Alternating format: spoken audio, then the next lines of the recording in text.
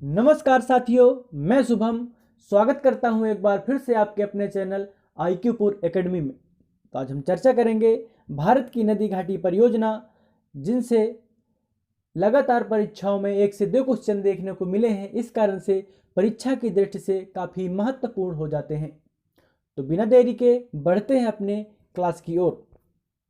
तो पहला हो जाता है हमारा माता टीला परियोजना, जो बनी है आपकी बेतवा नदी पर। जी हाँ, माता टीला परियोजना जो बनी है आपकी बेतवा नदी पर, इससे जो लाभान्वित क्षेत्र होते हैं वो हो जाते हैं आपका उत्तर प्रदेश और मध्य प्रदेश। जी हाँ, क्वेश्चन कुछ इस प्रकार का पूछा जाता है कि माता टीला परियोजना किस नदी पर बनी है, तो आपका आंसर हो जाता है बेतवा नदी पर। अगर पूछा जाए कि इससे लाभान्वित क्षेत्र कौन कौन से हैं, तो आपका आंसर हो जाएगा उत्तर प्रदेश और मध्य प्रदेश।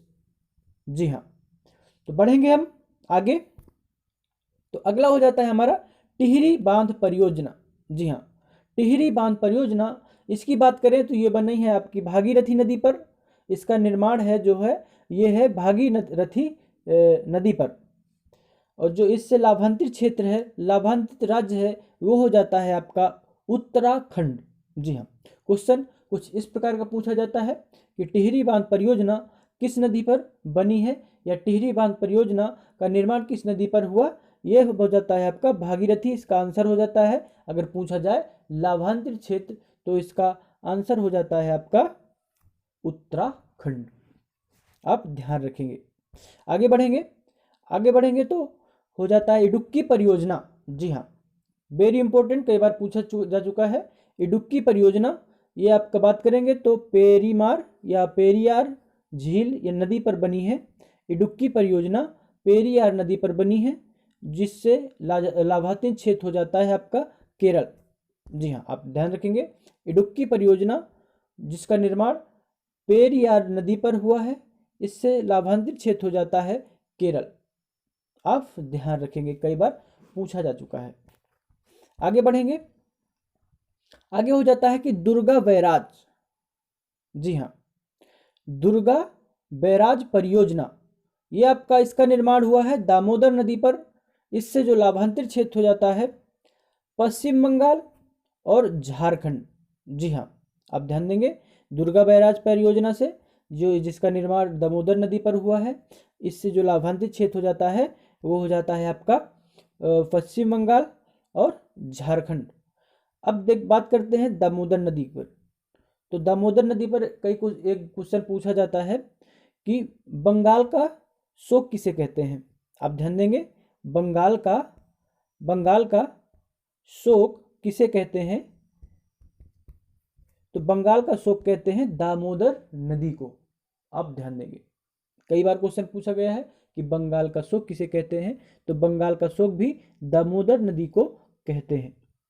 आगे बढ़ेंगे, कुंडा परियोजना, वेरी इंपॉर्टेंट। कुंडा परियोजना, ये कुंडा नदी जो तमिलनाडु में है, और इससे लाभान्वित क्षेत्र भी तमिलनाडु ही है। आप ध्यान देंगे, कुंडा परियोजना कुंडा नदी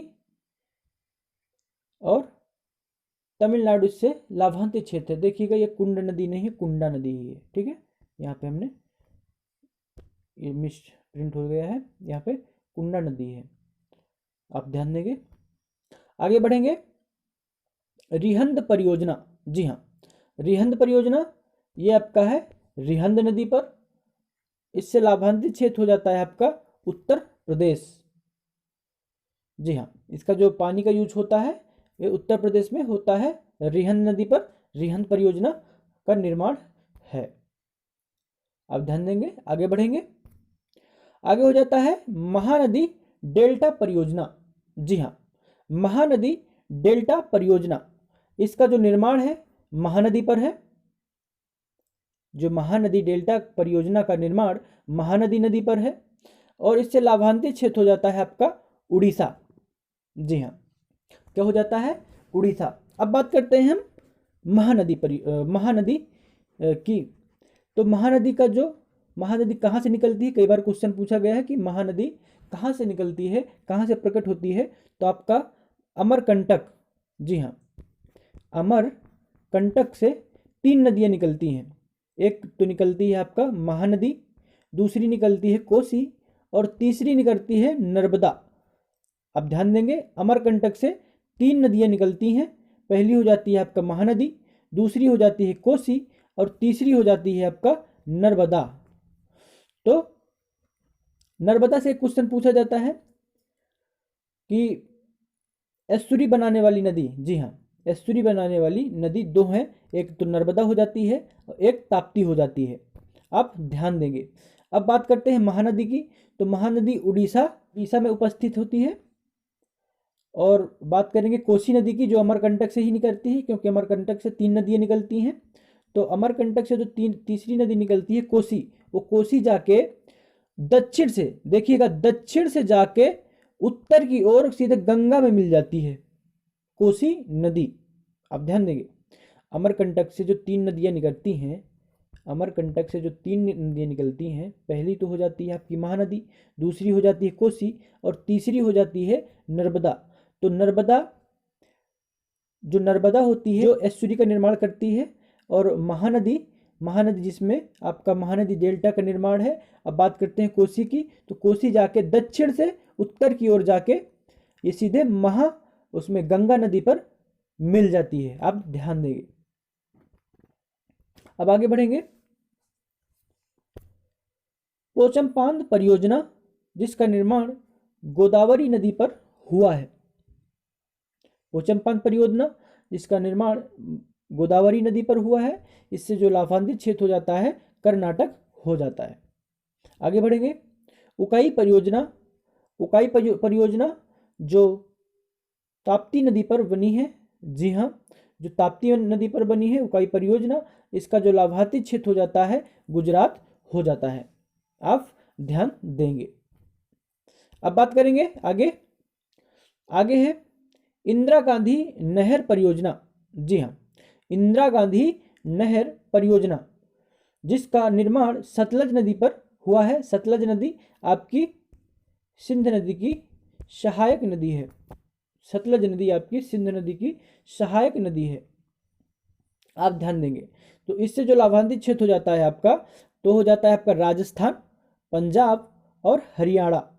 इंदिरा गांधी नहर परियोजना से जो लाभान्वित क्षेत्र हो जाता है आपका, वो हो जाता है राजस्थान, पंजाब और हरियाणा। इसका निर्माण हुआ है। आप ध्यान देंगे। अब आगे बढ़ेंगे। तवा परियोजना। जी हाँ, तवा परियोजना ये तवा नदी पर है। इसका निर्माण जो हुआ है तवा परियोजना का, इसका निर्माण तवा नदी जो मध्य प्रदेश की नदी है, और इससे जो लाभान्वित क्षेत्र हो जाता है मध्य प्रदेश ही हो जाता है। आप ध्यान देंगे। तवा परियोजना, तवा नदी पर इसका निर्माण है, इसका जो लाभान्वित क्षेत्र है ये मध्य प्रदेश ही हो जाता है। अब बढ़ेंगे आगे। काकड़ा पारा परियोजना। जी हाँ, ध्यान देंगे, काफी बार क्वेश्चन देखने को मिला है। काकड़ा पारा परियोजना जिसका निर्माण ताप्ती नदी पर हुआ है, और इसका जो लाभान्वित क्षेत्र हो जाता है वो हो जाता है आपका गुजरात। काकड़ापारा परियोजना, ताप्ती नदी, इसका लाभान्वित क्षेत्र हो जाता है आपका गुजरात। अब बात परियोजना, तो फरक्का परियोजना भागीरथी नदी पर, भागीरथी और गंगा नदी पर इसका निर्माण हुआ है फरक्का परियोजना का। आप ध्यान देंगे। इसका जो लाभान्वित क्षेत्र हो जाता है पश्चिम बंगाल हो जाता है फरक्का परियोजना का, और इसका निर्माण गंगा और भागीरथी पर हुआ है। अब आगे बढ़ेंगे। गंडक नदी परियोजना, वेरी इंपॉर्टेंट, कई बार देखने को मिला है क्वेश्चन। गंडक नदी परियोजना, इसका जो निर्माण हुआ है गंडक नदी में ही हुआ है। इसका जो लाभान्वित क्षेत्र हो जाता है तो बिहार और ये नेपाल, क्योंकि जो बिहार का जो बॉर्डर है नेपाल से लगा हुआ है कुछ इस प्रकार का। तो आप ध्यान देंगे, ये बिहार है, ये नेपाल है, इस प्रकार लगा हुआ है। तो इससे जो लाभान्वित क्षेत्र हो जाता है तो नेपाल के कुछ राज्य और बिहार अपना लाभान्वित होता है इस परियोजना से। अब आगे बढ़ेंगे। कोसी परियोजना। जी हाँ, कोसी परियोजना ये आपकी कोसी नदी पर बना है, इससे जो लाभान्वित क्षेत्र हो जाता है ये हो जाता है आपका बिहार और नेपाल। इससे जो लाभांतित क्षेत्र हो जाता है बिहार और नेपाल। अब कोसी नदी से एक क्वेश्चन और देखने को मिलता है कि बिहार का शोक किसे कहते हैं। तो आपका कोसी नदी को बिहार का शोक कहते हैं, आप ध्यान देंगे। कई बार क्वेश्चन देखने को मिला है कि बिहार का शोक किसे कहते हैं, कोसी नदी को बिहार का शोक कहते हैं। अब कोसी परियोजना जो कोसी नदी पर बनी है, इसका जो लाभांतित क्षेत्र हो जाते हैं बिहार और नेपाल हो जाते हैं। अब बात करेंगे नागार्जुन सागर परियोजना।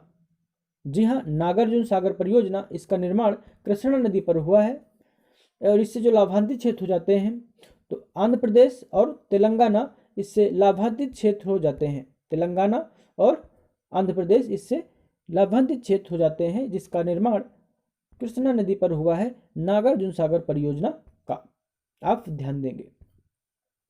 आगे बात करेंगे मयूराक्षी परियोजना की। जी हाँ, आगे बात करेंगे हम मयूराक्षी परियोजना की, जिसका निर्माण या जिस मयूराक्षी नदी पर ही हुआ है और जिससे लाभांतित क्षेत्र हो जाता है आपका पश्चिम बंगाल। जी हाँ, मयूराक्षी नदी पर ही मयूराक्षी परियोजना का निर्माण है और जिससे लाभांतित क्षेत्र हो जाता है आपका पश्चिम बंगाल, आप ध्यान देंगे। कई बार क्वेश्चन देखने को मिला है। अब बात करते हैं तुंगभद्रा परियोजना, जो तुंगभद्रा नदी पर ही बना है, जिससे लाभांतित क्षेत्र हो जाता है आपका तेलंगाना और कर्नाटक।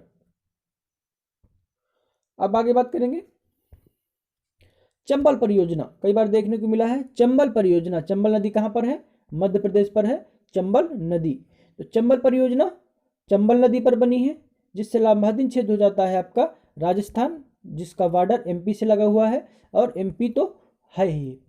तो दो राज्य हो जाते हैं इससे लाभांतित क्षेत्र, एक तो हो जाता है राजस्थान और दूसरा हो जाता है मध्य प्रदेश, आप ध्यान देंगे। चंबल परियोजना। अब बात करेंगे हीराकुंड परियोजना, हीराकुंड बांध परियोजना। जी हाँ, ये महानदी पर बना है और इससे जो लाभांतित क्षेत्र हो जाता है उड़ीसा हो जाता है। हीराकुंड बांध परियोजना महानदी पर बना है और उड़ीसा लाभांतित क्षेत्र हो जाता है, आप ध्यान देंगे।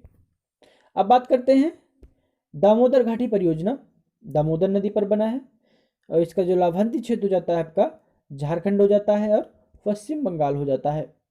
दामोदर नदी का शोक दामोदर नदी, आप ध्यान देंगे। दामोदर नदी को पश्चिम बंगाल का शोक कहते हैं, आप ध्यान देंगे। एक बार फिर से, जो दामोदर नदी है उसे पश्चिम बंगाल का शोक कहते हैं। कई बार क्वेश्चन देखने को मिला है, आप ध्यान देंगे। अब बात करते हैं भाखड़ा नागल परियोजना, जिसका निर्माण सतलज नदी पर हुआ है, जो सिंधु नदी की सहायक नदी होती है सतलज नदी। इससे जो लाभांतित क्षेत्र हो जाते हैं आपका पंजाब हो जाता है, हरियाणा हो जाता है, हिमाचल प्रदेश हो जाता है और राजस्थान हो जाता है। और पंजाब है, हरियाणा है और हिमाचल प्रदेश है, आप ध्यान देंगे। क्लास हमारा वीडियो अच्छा लगे हो तो इसे लाइक कर सकते हैं, शेयर कर सकते हैं अपने दोस्तों को और कमेंट भी कर सकते हैं। तो मिलते हैं अगली क्लास पर, तब तक के लिए नमस्कार।